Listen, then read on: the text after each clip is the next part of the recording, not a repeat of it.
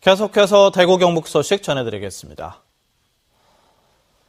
대구의 오늘 아침 기온이 올가을 들어 처음으로 영하로 떨어지는 등 대구 경북 전역에 한파가 몰아치고 있습니다. 오늘 아침 최저기온은 대구 영하 2.4도를 비롯해 안동 영하 7.9, 구미 영하 3.7, 포항 영하 2.3도 등 대구 경북 전역이 영하의 날씨를 보이고 있습니다. 낮 최고 기온도 대구 3도 등 0도에서 5도의 분포를 보이겠고 찬바람이 불면서 체감 온도는 더 떨어지겠습니다. 대구 기상들은 이번 한파가 주말까지 이어지겠다면서 건강관리에 주의를 당부했습니다.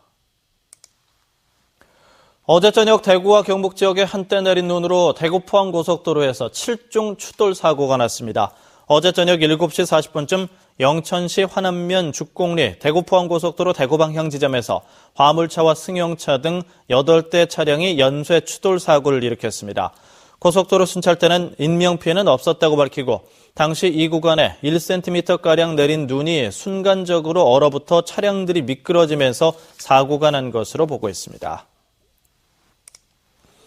지역 중소기업들 가운데 수출을 하는 기업이 너무 적습니다. 만드는 상품은 수출을 하고도 남을 정도로 우수한데 좁은 내수 시장에서 힘겨운 경쟁만 하고 있는 겁니다. 이태우 기자가 보도합니다.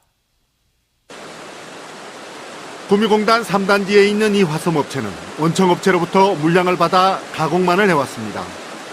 일거리가 끊겼을 때 몇 달씩 공장을 세워두는 걸 반복하다 지난 2004년에 대한무역투자진흥공사 코트라 문을 두드려 수출길을 찾기 시작했습니다. 첫 수출은 그로부터 3년 뒤인 2007년쯤.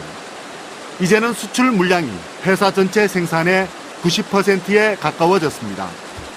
수출하기 전에는 외형이 한 30억 정도 였습니다만 수출 뒤부터는 1,500만 불 정도, 규모적으로 한 5배 정도 커졌습니다. 예.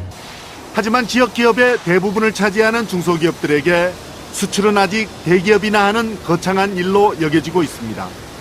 대구 경북에 있는 제조업체는 4만 3천 개가 넘습니다. 그런데 이 가운데 실제 수출에 참여하는 업체는 채 6천 개가 되지 않는 것이 현실입니다. 수출을 하고 있다고 해도 연간 50만 달러 미만의 초보 수준이 대부분입니다. 코트라는 그래서 해외 120개 조직을 기반으로 중소기업 수출을 하나에서 10가지 돕고 있습니다. 시장 정보를 수집하고 기업들에게 그걸 전달하고 또 그 상품에 대한 저희들이 홍보도 해드리고 또 그 바이어를 찾아서 직접 상담할 수 있도록 연결도 해드리고 좁은 국내 시장에서 무한 경쟁을 반복하기보다는 오히려 넓은 해외 시장에서 승부하는 것이 중소기업 성장의 지름길이 될 수 있습니다. MBC 뉴스 이태우입니다. 조선시대 예언서 정감록에 천하 명당 10승지로 소개된 지자체들이 공동협력사업에 나섰습니다. 농특산물 공동 브랜드를 개발하고 10승지를 테마로 한 역사 관광 사업을 추진하기로 했습니다. 김건엽 기자입니다. 첫눈이 내린 영주시 풍기읍은 고요하고 평화로운 모습입니다. 조선시대 예언서 정감록에는 난리를 피할 수 있고 가난과 질병이 미치지 않는 땅 10승지 중에서 풍기가 으뜸이라고 기록돼 있습니다.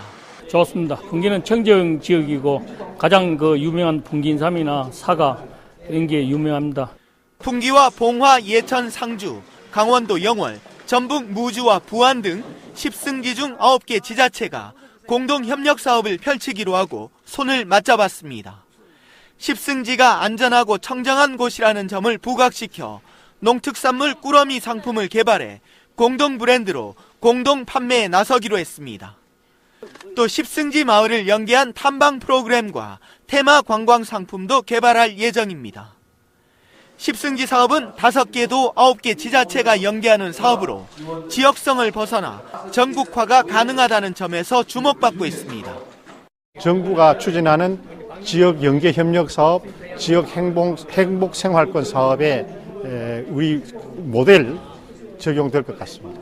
10승지 사업은 내년 2월까지 준비 작업을 마무리하고 이후 본격적인 사업 시행에 들어갑니다. MBC 뉴스 김건엽입니다. 시민단체가 추진 중인 일본군 위안부 역사관 건립 사업에 국비가 지원될 수도 있을 것으로 보입니다. 여성가족부는 최근 대구시가 위안부 역사관 건립 지원으로 요청한 예산 3억 원 가운데 2억 원을 반영해 예산이 다음 달 국회를 통과하게 될 경우 실제 지원이 이루어질 전망입니다. 대구 일본군 위안부 역사관 건립은 정신대 할머니와 함께하는 시민 모임을 중심으로 민간에서 추진되고 있으며 올해 초부터 거리 모금 활동과 기념품 판매 사업을 통해서 총 예산 8억 원 가운데 5억 원가량을 마련했으며 3억 원가량이 부족한 상황입니다. MBC 생활뉴스를 마칩니다. 고맙습니다.